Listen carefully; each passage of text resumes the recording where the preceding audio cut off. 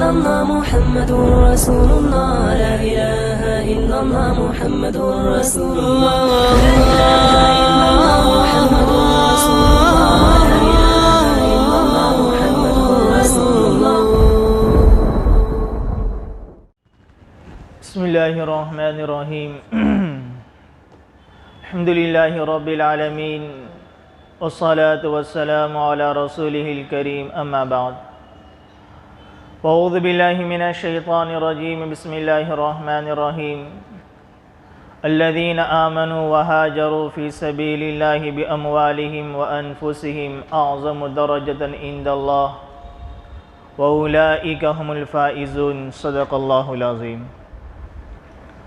بزرگان محترم اور میرا عزیز ساتھیو،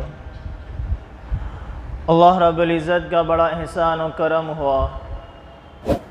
اللہ رب العزت نے ہم سب کو اس بابرکت مجلس میں شرکت کرنے کی توفیق عطا فرمائی. دعا فرمائیں اللہ تعالی ہم سب کے اس مل جل کر بیٹھنے کو قبول فرمائے. اللہ تعالی کی رضا کا ذریعہ اور ہم سب کے جنت میں داخل ہونے کا ذریعہ اس کو بنا دے. اور مجھے بھی اولاً صحیح کہنے کی توفیق عطا فرمائے. آج کی مجلس میں ہجرت رسول صلی اللہ علیہ وسلم کے متعلق کچھ باتیں بیان کرنی ہے. نبی کریم صلی اللہ علیہ وسلم کی سیرت پاک ایک ایسا وسیع مضمون ہے. علماء کرام نے نبی کریم صلی اللہ علیہ وسلم کی سیرت پاک پر کئی جلدوں میں کتابوں کو لکھ دیا ہے. علماء کرام پوری زندگی ہمارے نبی کی سیرتوں کو بیان کرتے چلے گئے. ہم مسلمان ہیں، ہم نے کلمہ پڑھا ہے، اللہ کی وحدانیت کا اقرار کیا ہے، نبی کریم صلی اللہ علیہ وسلم کی رسالت کی گواہی ہم دینے والے ہیں. ہمیں بھی نبی کریم کی سیرت کے متعلق کچھ باتیں، موٹی باتیں ہمیں بھی پتہ ہونی چاہیے کہ ہمارے نبی کریم صلی اللہ علیہ وسلم کی زندگی مکہ میں کس طرح سے گزری، کتنے سال گزری، آپ کی اولادیں، آپ کے اصحاب، آپ کی ہجرت، مدینہ کے احوال، یہ موٹی باتیں ہر مسلمان کو پتہ ہونی چاہیے. تو ہجرت ایک سیرت کی ایک اہم مضمون ہے، بہت اہم مضمون ہے. اور اس موضوع کو آج کی مجلس میں اس لیے بھی بیان کیا جا رہا ہے کہ ہجرت اللہ کے نبی علیہ السلام نے محرم الحرام کے مہینے میں ارادہ فرمایا تھے ہجرت کا کہ مجھے ہجرت فرمانی. تو اسی مہینے کی مناسبت سے ہجرت کے موضوع کو بیان کیا جاتا ہے. اور ہجرت ہی وہ ہے جس کے نتیجے میں پورے عالم میں اسلام پھیلا ہے. نبی کریم صلی اللہ علیہ وسلم نبوت ملنے کے 13 سال تک مکہ المکرمہ میں رہے. اسلام محدود رہا، مسلمان محدود رہے، مسلمانوں پر ظلم ستم بڑھتا گیا، اسلام کے پھیلنے کا سبب نہیں بنا. اور جب آپ نے ہجرت فرمائی، وہ ہجرت ہی ہے جس نے پوری دنیا میں اسلام کو بلند فرما دیا. بہت اہم موضوع ہے ہجرت. نبی کریم صلی اللہ علیہ وسلم کو 40 سال کی عمر میں نبوت ملی. نبی کریم صلی اللہ علیہ وسلم کی عادت شریفہ تھی کہ آپ علیہ السلام ہر ایک کو اللہ کا پیغام پہنچاتے تھے، دعوت و تبلیغ کرتے رہتے تھے. خصوصی طور پر حج کے دنوں میں، کہ زمانے جاہلیت میں نبوت ملنے سے پہلے بھی لوگ بیت اللہ کے پاس آتے تھے، حج کی عبادت کو ادا کرتے تھے، کیونکہ یہ ابراہیم علیہ السلام کے زمانے سے چلا آ رہا تھا. ایک بڑا مجمع چاروں طرف سے حج کے موقع پر آتا. نبی کریم صلی اللہ علیہ وسلم مینا میں قیام زیادہ رہتا. مینا میں الگ لوگوں کے پاس جاتے، جماعتوں کے پاس جاتے، اللہ کا پیغام سناتے، اللہ کی توحید ان کے سامنے بیان کرتے. سن 11 نبوی میں مدینہ المنورہ کے 6 افراد حج کے لیے آئے تھے. مینا میں ان 6 افراد کے ساتھ آپ علیہ السلام کی ملاقات ہوئی. ان لوگوں نے اسلام قبول کر لیا. 2 اوس کے تھے اور 4 خزرج کے تھے، قبیلہ خزرج کے. مدینہ میں 2 قبیلے تھے، قبیلہ اوس، قبیلہ خزرج. اس میں سے 2 افراد قبیلہ اوس کے تھے، 4 افراد تھے قبیلہ خزرج کے تھے. یہ 6 افراد تھے سن 11 نبوی میں. یہ 6 افراد چلے گئے۔ دوسرے سال 12 افراد آئے اور انہوں نے آپ علیہ السلام کے ہاتھوں پر بیعت فرمائی اور یہ 12 افراد ایمان لے کر آ گئے۔ ان لوگوں نے آپ علیہ السلام کے سامنے درخواست کی کہ آپ کا کوئی معلم، کوئی ساتھی ہمیں مل جائے تاکہ وہاں مدینہ المنورہ میں دین سیکھنا ہمارے لیے آسان ہو جائے۔ تو نبی کریم صلی اللہ علیہ وسلم نے مصعب بن عمیر کو، عبداللہ بن ام مکتوم کو، عثمان بن مظعون کو، 3 صحابی کو، بڑے بڑے قرآن کریم کے پڑھنے والے تھے، یہ بڑے بڑے قاری کو، ان 3 حضرات کو ان کے ساتھ روانہ فرمایا۔ سن 1390 میں ایک قول کے مطابق 70 افراد مدینہ المنورہ سے آئے، دوسرے قول کے مطابق 73 افراد تھے، تیسرے قول کے مطابق 75 افراد مدینہ المنورہ سے آئے تھے، اور ان تمام نے ہمارے نبی کے ہاتھوں پر بیعت فرمائی کہ ہم کفر نہیں کریں گے، شرک نہیں کریں گے، زنا نہیں کریں گے، اللہ کی عبادت کریں گے۔ اس مجمع نے آپ علیہ السلام کے سامنے پیشکش کی کہ آپ مکہ میں مسلمانوں پر ظلم زیادتی بڑھتی چلی جا رہی ہے، یہاں پر تکلیفیں، پریشانی، آپ کی جان کو خطرہ ہے، آپ مدینہ المنورہ تشریف لے آئے، ہم آپ کی حفاظت کریں گے، اپنی جان مال آپ کے لیے قربان کر دیں گے۔ آپ علیہ السلام کے چچا بھی وہیں پر موجود تھے، ابھی اسلام نہیں لائے تھے۔ فرمایا سوچ لو کیا کہہ رہے ہو، محمد ہمارے خاندان میں سب سے معزز ہے، ہم ان کی حفاظت کے لیے کافی ہے، اگر یہ وہاں آ گئے پورا عرب آپ کا دشمن ہو جائے گا، کہیں ایسا نہ ہو کہ تم محمد کو، ہمارے بھتیجے کو تنہا چھوڑ دو۔ وہ سچے پکے مسلمان تھے، انصار مدینہ تھے، وہ جذبات میں آگے اپنی جان مال کی بازی لگا دیں گے، قربان کر دیں گے، لیکن آخری دم تک ہمارے نبی کے ساتھ ہم دیتے رہیں گے۔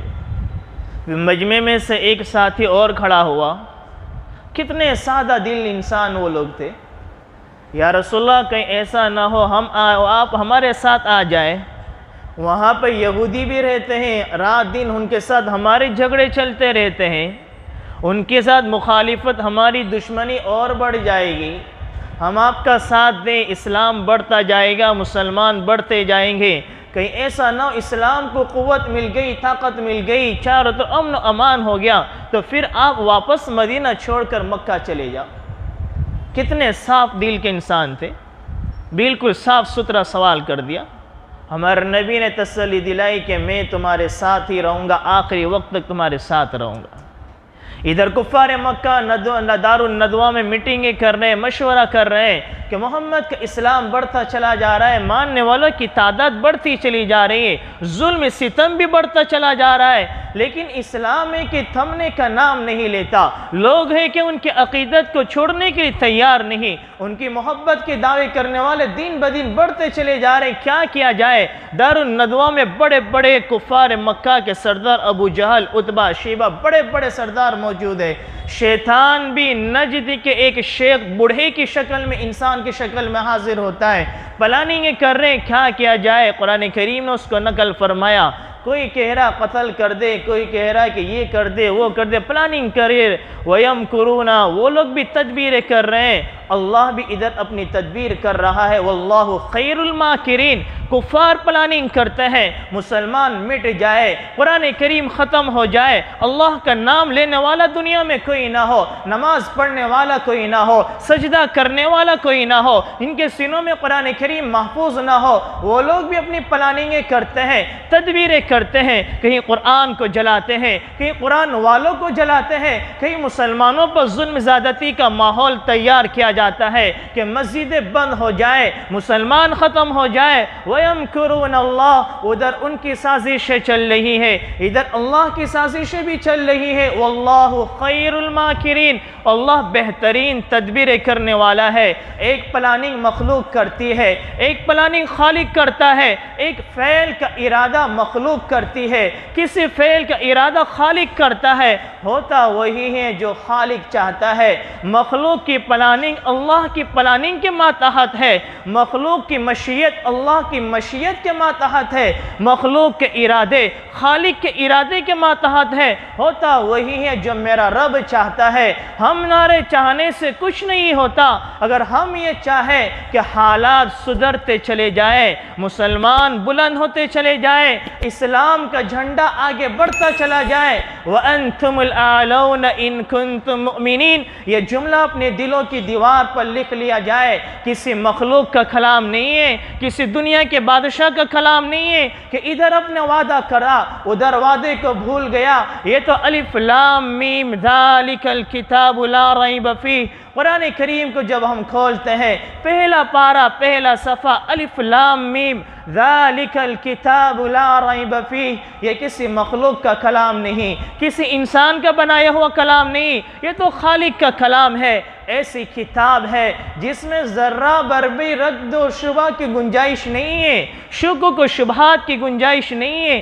پہلی آیت میں کہا گیا آگے جتنے احکامات بیان کیے جائیں گے قرآن کریم میں، آگے جتنے وعدوں کو بیان کیا جائے گا، جتنی چیزوں کو بیان کیا جائے گا، چاہے تمہاری ناقص عقل میں سمجھ میں آئے یا نہ آئے، وہ سب کے سب سچ ہوں گے، برحق ہوں گے۔ یہ خالق کا کلام ہے۔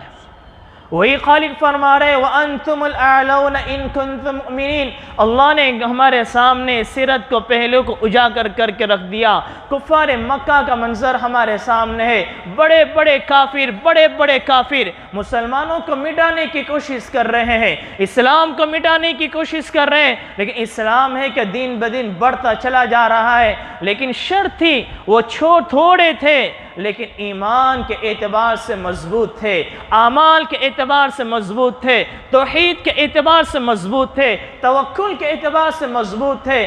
آج ہم بھی ہمارے ایمانوں کا تجزیہ کر لیں۔ وَأَنْتُمُ الْأَعْلَوْنَ إِن كُنتُم مُؤْمِنِينَ، اللہ فرما رہے ہیں ہر جگہ تمہارا نام بلند رہے گا، حکم تمہارا چلے گا، ہر جگہ تمہاری باتوں کو تسلیم کیا جائے گا۔ صرف ایک بات ہے، تم میرے بن کر تو دیکھو، تم نے اب زبان سے میری وحدانیت کا اقرار کیا ہے، تمہارے لباس سے، تمہارے چہروں سے، تمہارے اعمال سے، تمہاری صبح شام کی زندگیوں سے، تمہارے کاروبار سے، تمہارے لین دین سے پتہ بھی تو چلنا چاہیے یہ میرا ہے، یہ کسی کافر کا نہیں ہے، یہ ایک توحید کا اقرار کرنے والا ہے۔ اس کا مزاج الگ ہوگا، اس کا کاروبار دنیا کے کاروبار کی طرح نہیں ہوگا، یہ سود کے بازار میں اپنے آپ کو بہہ کر نہیں لے جائے گا، اس کا کاروبار الگ ہوگا، حلال حرام کی رعایت کرے گا، یہ جائز ناجائز کی رعایت کرے گا، میرے احکام کے مطابق زندگی گزارے گا، میرے نبی کے طریقے کو سامنے رکھ کر زندگی گزارے گا، خود بھی دین پر عمل کرنے کی کوشش کرے گا، دل میں نبی والا جذبہ بھی ہوگا، میرے گھر والے، میرے محلے والے، میرے علاقے والے، تمام لوگ اللہ کے دین پر چلنے والے بن جائے، دلوں میں یہ جذبہ بھی ہوگا، محنتیں بھی ہوگی، اللہ فرما رہے تمہاری عزت ہر جگہ کی جائے گی۔ آج ہمارے حالات جو دیکھ رہے ہیں اس کی وجہ صرف ہمارے اعمال ہے، کسی اور کا قصور نہیں ہے، صرف ہم دعائیں کرتے رہے، دعاؤں سے حالات نہیں بدلا کرتے۔ اللہ تعالیٰ قرآن کریم میں فرماتا ہے ظہر الفساد فی البر والبحر بما کسبت ایدی الناس۔ اللہ تعالیٰ قرآن کریم میں فرماتے ہیں جیسے اعمال زمین سے آسمانوں پر جاتے ہیں ویسے آسمانوں سے فیصلے زمین پر اترا کرتے ہیں۔ ہمارے ایمان کو دیکھے، ہمارے اعمالوں کو دیکھے، تکلیفیں دن بدن بڑھتی چلی جا رہی ہیں، ہمارے گھروں کی ٹیویاں بند نہیں ہو رہی ہے، ہمارے مسلمانوں پر حالات دن بدن بڑھتے چلے جا رہے ہیں، ہماری مسجدوں کی مصلوں کی تعداد میں اضافہ نہیں ہو رہا ہے، وہی مخصوص تعداد صبح کی نماز میں، وہی پورے ہفتے کی تعداد مخصوص جماعت میں، اتنے حالات پہ حالات آتے چلے جا رہے ہیں۔ ہم نے اپنے آپ کی اصلاح نہیں کی، اب مجھے سچا پکا مسلمان بن جانا ہے، اب ایک نماز میری نہیں چھوٹے گی، اب اللہ کے احکامات کے مطابق میری زندگی گزری، میری نظریں غلط چیزوں کو نہیں دیکھے گی، میرے زبان سے غلط جملے نہیں نکلیں گے، میرے کان غلط باتوں کو نہیں سنیں گے، میرا ہاتھ غلط چیزوں کی طرف نہیں جائیں گے، میرے پیر گناہ کے محفلوں کی طرف چل کر نہیں جائیں گے۔ ہم نے اپنے آپ کو بدلنے کی کوشش نہیں کی، اور ہم چاہتے ہیں ماحول بدل جائے، حالات بدل جائے۔ حالات ماحول اپنے آپ سے نہیں بدلتا، اپنے آپ کو بدلو گے ماحول خود بخود بدلتا چلا جائے گا۔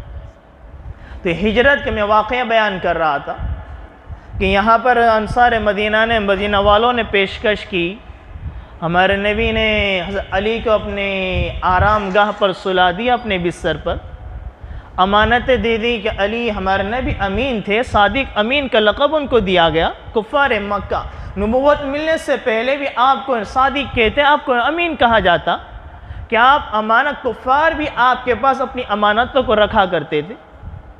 سامنے چاروں طرف گھر کو گھیرا ہوا ہے، سیرت کی کتابوں میں 100 لوگ تھے، 100 افراد تھے ہتھیاروں کے ساتھ ہمارے نبی کے گھر کے باہر، کہ جیسے موقع ملے تو ہم آپ پر ٹوٹ پڑے، آپ کو نعوذ باللہ قتل کر دے۔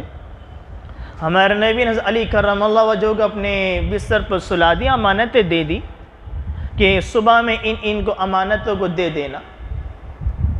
کسی نے علی سے پوچھا کہ وہ رات تو آپ کی بڑی تکلیف میں، بڑی کرب و مصیبت میں گزری ہوگی، نیند بھی نہ آئی ہوگی، کہ گھر کے بعد 100 افراد تلوار لے کر کھڑے، اس وقت کیسے نیند آ سکتی؟ علی نے فرمایا زندگی بھر اس سے زیادہ چین، میٹھی نیند کبھی نہیں آئی۔ کہ کیا وجہ ہے؟ میرے نبی نے کہا علی صبح ہوگی، یہ امانت فلاں فلاں کو دے دینا، مجھے یقین تھا کہ صبح ہوگی اور میرے نبی نے کہا ہے تجھے فلاں فلاں کو امانت دینا ہے، میں امانت دے کر رہوں گا، مجھے کوئی مار نہیں سکتا۔ یہ ایمان ہے۔ آج ہمارے ایمان تو اتنے کمزور ہو چکے ہیں، صرف زبان تک ہمارے ایمان محدود ہے۔ ہمارے دعوت و تبلیغ کی جو محنت ہوتی ہے، وہ کہتے ہیں کہ ہماری محنت اتنی ہو جائے کہ زبان سے نکلے والے جملے ہمارے دل تک پہنچ جائے۔ ہمارے دلوں تک نہیں پہنچے ہوئے۔ جنتوں کے تذکرہ ہم سنتے ہیں، جہنم کے تذکرہ ہم سنتے ہیں، لیکن جنتوں کا شوق ہماری زندگیوں میں نظر نہیں آتا۔ جہنم کے عذاب سے بچنے کے وہ اعمال ہماری زندگیوں میں نظر نہیں آتے۔ ہم نے تو بس سرسری طور پر ایمان کو، اسلام کو بنا کر رکھ دیا ہے۔ میں مسلمان ہوں، ہفتے میں ایک دن جمعہ کی نماز کے لیے میں آ جاتا ہوں، میں رمضان کے روزے کا رکھ لیتا ہوں، میں قربانی بھی بڑی اچھی کر لیتا ہوں، میں زکوٰۃ بھی دے دیتا ہوں، میں حج بھی کر لیتا ہوں۔ بس یہی اعمال میرے لیے جنت میں لے جانے کے لیے کافی ہے۔ جنت اتنی آسان نہیں۔ دنیا جو ہے اللہ کی نظر میں اس کی کوئی حیثیت نہیں۔ اللہ وہ بھی بغیر محنت کے، مشقت کے نہیں دیتا۔ جب بندہ صبح نکلتا ہے، رات میں اپنے گھر واپس لوٹتا ہے، دوپہر کا کھانا بھی اپنے یہاں پر کھا رہا ہے، گھر پہ کھانے بھی نہیں آ رہا، صبح سے رات تک کارکنوں کے پیچھے محنتیں کرتا ہے، تب دنیا اس کے پاس آ رہی جو ذلیل ہے، حقیر ہے، اور ہم بغیر محنت کے یہ چاہتے ہیں، تھوڑے سے عمل کے بدلے یہ چاہتے ہیں ہمیں جنت مل جائے۔ یہ شیطان کا بہت بڑا دھوکہ ہے۔ صبح ہوئی، ہمارے نبی وہاں سے نکل گئے، مٹی ڈال کر ان کے چہروں پر یاسین پڑھ کر ان کے چہروں پر پردہ پڑ گیا، انہی کے درمیان سے ہمارے نبی نکل گئے۔ ہمارے نبی کے یہ سیرت کا پہلو بھی کفار، جانی دشمن کی امانتوں کو لوٹا دیا۔ کافر ہے، جانی دشمن ہے، چاہتے لے کر چلے جاتے کہ میری جانی دشمن ہے۔ ہمارے اعمال، ہمارے کاروبار، لین دین کا ماحول اتنا خراب، سامنے والا ہمارا جو ہے مسلمان ہے، مجھ سے لین دین کا معاملہ کرنے والا، اگر اس کا کوئی مزاج بگڑتا ہے، اس کی کوئی باتوں کا لہجہ بگڑتا ہے، ہم اس کے پیسے دینے کا بھی انکار کر دیتے۔ ہمیں پتہ ہے، پھر بھی ہم اس کے ساتھ معاملات کو خراب کر دیتے۔ صرف نماز، روزہ، زکوٰۃ، حج، اس کا نام اسلام نہیں ہے۔ حقوق اللہ بھی ہے، حقوق العباد بھی ہے۔ ان دو چیزوں کو مل کر اسلام بنتا ہے۔ اس لیے دعوت و تبلیغ کی 6 صفتوں میں ایک صفت ہے اکرام مسلم۔ میں کہتا ہوں یہ ایک صفت نہیں ہے، میں بار بار کے کئی مرتبہ میں نے یہ بات کہی، یہ آدھا اسلام ہے، آدھا اسلام، اکرام مسلم۔ اور اس کو کئی سالوں محنت کرنے کے بعد یہ زندگی میں آ سکتی، چند مہینے بھی نہیں۔ آدمی چند مہینے بھی محنت کرے گا تب بھی اکرام مسلم اس کی زندگی میں نہیں آئے گا۔ کئی سالوں محنت کرنے کے بعد اکرام مسلم کی صفت زندگی میں آتی ہے، جو آدھا اسلام ہے۔ اور ہمارا اسی صفت میں بڑی کوتاہیاں ہمارے معاشرے میں پائی جاتی۔ ہمارے نبی یہاں سے نکل گئے حضرت ابوبکر صدیق کو لے کر، غار میں 3 دن آرام فرمایا، وہاں سے پھر آگے کا سفر شروع ہو رہا ہے۔ آپ علیہ السلام کے ساتھ 3 لوگ ہیں، ایک تو ہمارے نبی ہے، حضرت ابوبکر صدیق ہے، اور ابوبکر صدیق رضی اللہ عنہ کے آزاد کردہ غلام عامر بن فہیرہ۔ ان 3 لوگوں نے سفر ہجرت کا شروع فرمایا۔ عبداللہ یہ پیر کا دن تھا جو غار سے آپ علیہ السلام مدینہ منورہ کی طرف روانہ ہوئے۔ حضرت عبداللہ بن عباس فرماتے ہیں کہ پیر کے دین کو سیرت سے بڑی خصوصیت حاصل ہے کہ پیر کے دن آپ علیہ السلام پیدا ہوئے، پیر کے دن آپ کو نبوت ملی، پیر کے دن آپ نے غار سے ہجرت کا سفر شروع فرمایا، پیر کے دن آپ مدینہ المنورہ پہنچے اور پیر کے دن ہی آپ کی وفات ہوئی۔ تو پیر کے دن کو بڑی خصوصیت حاصل ہے۔ یہاں سے نکلے ایک کافر، یہاں کفار مکہ نے اعلان کر دیا کہ جو بھی محمد کو قتل کرے گا، قید کرے گا، 100 اونٹ کا انعام ملے گا۔ ایک کافر اس جذبے میں نکل پڑا، اس نے دیکھا کہ محمد ان کے ساتھی آگے بڑھ رہے ہیں، اس کا گھوڑا گرا اور وہ گھوڑے سے گر گیا۔ عرب میں ان کے پاس تیر ہوا کرتے، فال نکالا کرتے، جس سے اس تیر کے ذریعے وہ فال نکالتے کہ اگر یہ مجھے کام کرنا ہے یا نہ کرنا ہے۔ اپنے جھولے میں تیر ہوتے، ایک تیر میں نام لکھا ہوتا، ایک تیر میں لا لکھا ہوتا، وہ اپنے ہاتھ ڈالتے، ترکش میں سے تیر کو نکالتے، اگر نام لکھا ہوا ہے تو سمجھے مجھے یہ کام کرنا ہے، اور اگر لا نکلا ہوتا تو مجھے یہ کام نہیں کرنا ہے۔ اس نے ترکش میں سے نکالا تیر، لیکن لا نکلا۔ پھر بھی مال کی محبت میں 100 اونٹ کا انعام تھا۔ 100 اونٹ ہم اس طرح سے سمجھ سکتے ہیں کہ اس وقت عرب میں سواری اونٹوں پر، گھوڑوں پر کی جاتی تھی، اور وہی سب سے زیادہ قیمتی مال ہوا کرتا۔ آج کے دور میں اگر یہ انعام کر دیا جائے گا، کوئی یہ کام کرے گا تو 100 BMW کار اس کو دی جائے گی، تو یہ بہت بڑی قیمت ہوتی۔ ہم سمجھتے ہیں 100 اونٹ یعنی 100 اونٹ کیا، ان کے لیے وہی ساری چیزیں کاریں تھی، سواری کے نظام تھی۔ پھر وہ آگے بڑھتا ہے، کوشش کرتا ہے، پھر اس کا گھوڑا گرتا ہے، پھر وہ آگے بڑھتا ہے، مال کی محبت میں اس کا گھوڑا زمین میں ڈھستا چلا گیا آگے سے، وہ گھوڑے سے گرا اور اس نے امان طلب کی، ہمارے نبی نے اس کو امان دے دی۔ پھر توبہ کرتے ہوئے وہاں سے نکل گیا، ہمارے نبی نے اس کو امان نامہ بھی لکھ دیا۔ ادھر مدینہ المنورہ کے لوگ بڑے منتظر تھے کہ محمد آنے والے، ہمارے نبی آنے والے۔ روزانہ صبح میں مدینہ کے باہر انتظار میں بیٹھ جاتے، آج آئیں گے، آج آئیں گے، شام میں انتظار کر کے لوٹ جاتے۔ وہ دن آ ہی گیا کہ جب ہمارے نبی جلوہ افروز ہوئے، ہمارے نبی آئے، مدینہ المنورہ کی چھوٹی چھوٹی لڑکیاں ترانے سے گیت گانے لگی، طلع البدر علینا من ثنیات الاولی، کہ 14ویں رات کا چاند ہم پر آج تو طلوع ہو گیا۔ ہمارے نبی کا چہرہ ہی ایسا تھا، 14ویں چاند کا رات ہم پر طلوع ہو گیا۔ چھوٹی چھوٹی بچیاں گیت گانے لگی۔ آپ علیہ السلام مدینہ منورہ کے باہر جو قبا کا علاقہ ہے، جہاں مسجد قبا بنی ہوئی ہے، اب تو یہ حصہ مدینہ المنورہ میں شامل ہو گیا، پہلے مدینہ سے باہر تھا۔ آپ نے پہلے وہاں پر قیام فرمایا، اور 14 دن آپ نے یہاں پر قیام فرمایا، اور یہیں پر مسجد بنائی، مسجد قبا، جس کا تذکرہ قرآن کریم میں افمن اسس بنیانہ علی تقوی، اسلام کی سب سے پہلی مسجد مسجد قبا ہے، اس کے بعد مسجد نبی بنی۔ آپ نے 14 دن قیام فرمایا، اس کے بعد پھر آپ یہاں سے مدینہ کی طرف روانہ ہوئے۔ جب آپ یہاں سے قبا سے نکلے، جمعہ کا دن تھا، بنو سالم کے محلے سے آپ کا گزر ہوا، آپ نے وہیں پر پڑاؤ ڈالا، اور وہیں پر آپ نے بنو سالم کے محلے میں جمعہ کی نماز پڑھی، خود جمعہ کا خطبہ دیا۔ یہ اسلام کا سب سے پہلا خطبہ، سب سے پہلا جمعہ جو دیا گیا بنو سالم کے محلے میں، ہمارے نبی نے دیا۔ آج وہیں پر بھی مسجد جمعہ کے نام سے مسجد تعمیر کی گئی۔ پھر آپ علیہ السلام مدینہ المنورہ میں تشریف لے گئے۔ سارے صحابہ کرام انصار مدینہ چاہتے تھے ہمارے یہاں قیام فرمائے، ہمارے یہاں قیام فرمائے۔ آپ نے فرمایا اٹھنے کو چھوڑ دو، جہاں یہ رکے گی اللہ کے حکم سے وہیں میرا قیام ہوگا۔ ابو ایوب انصاری کے مقام کے سامنے اٹھنی ٹھہری، آپ نے وہیں پر قیام فرمایا۔ تو یہ اسلام کے ہجرت کے سیرت کے اہم دور ہے۔ مسلمان کی سیرت کو دیکھے، مسلمانوں کی تاریخ کو پڑھا جائے، اس میں عروج و زوال کے واقعات آپ کو ملیں گے، لیکن ہمارا عروج تبھی ہوگا جب ہمارا ایمان مضبوط ہو، ہمارے اعمال مضبوط ہو۔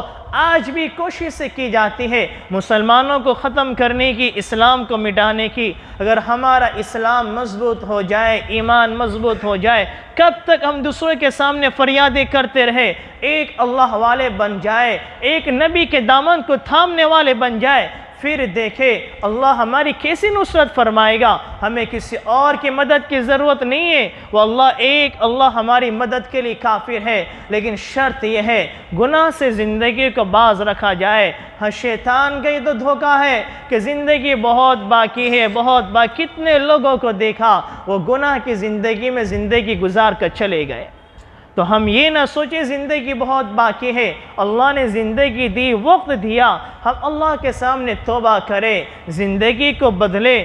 زندگی ہماری بدلے گی تو احوال بھی بدلیں گے، ماحول بھی درست ہوگا.